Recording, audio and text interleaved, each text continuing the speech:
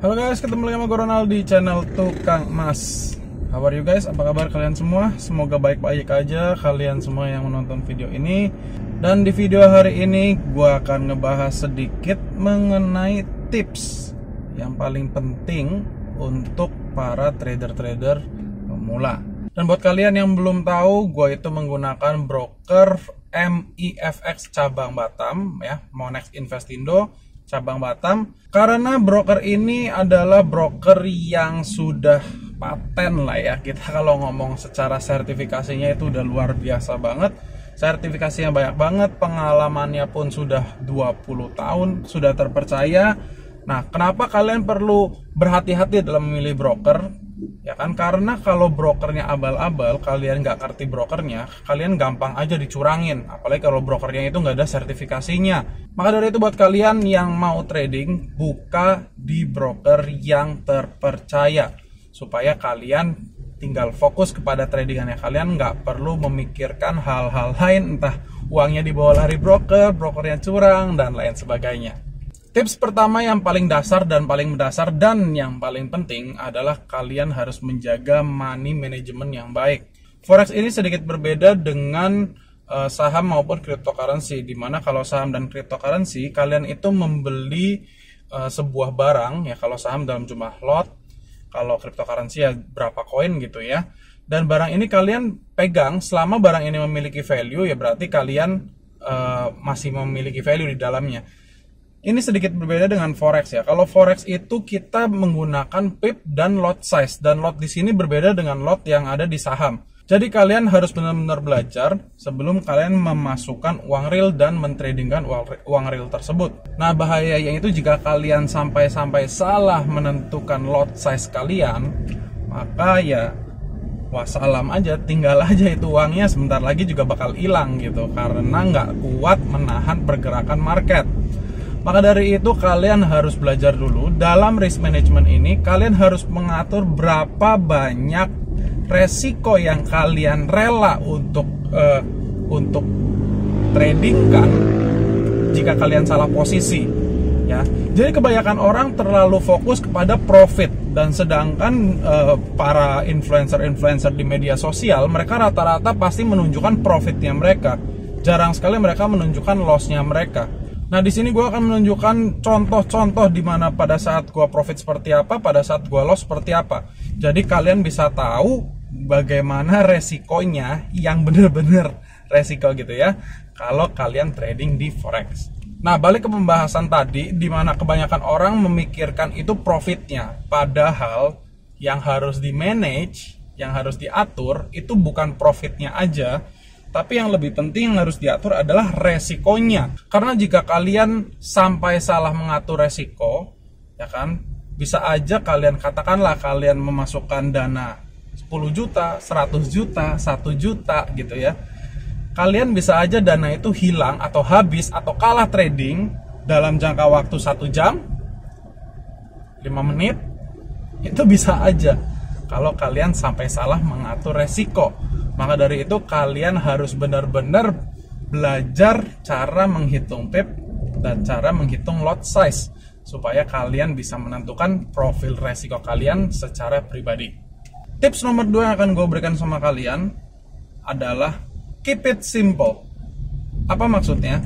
Gue sudah mendengarkan banyak sekali orang-orang yang mencoba untuk menganalisa pasar dengan berbagai macam alat analisa yang sangat rumit, yang gue pun kadang nggak paham gitu ya.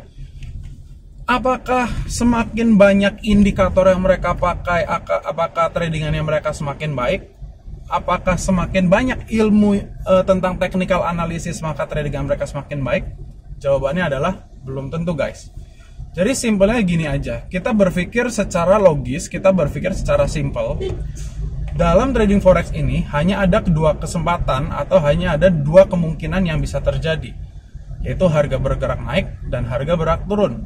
Jadi kalau misalkan kalian memasang posisi buy, maka chance kemungkinan kalian profit adalah 50%. Dan kemungkinan kalian salah posisi atau kalah trading adalah 50%. Jadi sesimpel itu guys.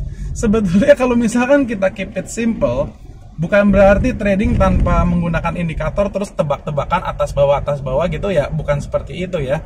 Tapi kita harus belajar juga mengenai technical analysis. Sedikit-sedikit juga nggak apa-apa. Kenapa gue bilang keep it simple? Sebagai contoh, gue pun trading hanya menggunakan satu indikator aja, yaitu Bollinger Band. Buat kalian yang nggak percaya ya, kalian boleh join channel Telegram gue, karena di situ gue menunjukkan banyak sekali tradingan gue, dan gue hanya menggunakan yaitu Bollinger Band itu. Kadang-kadang ada menggunakan stokastik atau menggunakan awesome oscillator. Tapi bisa dibilang 90% tradingan gue itu menggunakan hanya Bollinger Band aja. Jadi yang mau gue sampaikan di sini adalah bukan berarti kalau kalian memiliki ilmu mengenai berbagai macam cara menganalisa teknikal dalam forex itu membuat kalian memiliki kemungkinan untuk profit yang besar. Enggak begitu.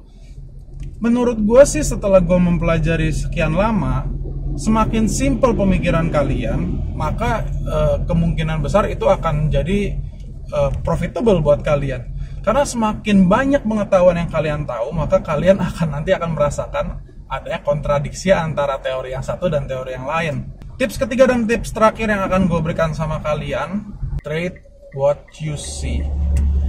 Kenapa gue menggunakan frase ini? Ini bukan frase yang gue ciptakan sendiri, ya. Ini adalah frase yang gue pernah dengar dari orang lain, tapi menurut gue frase ini adalah frase yang sangat baik.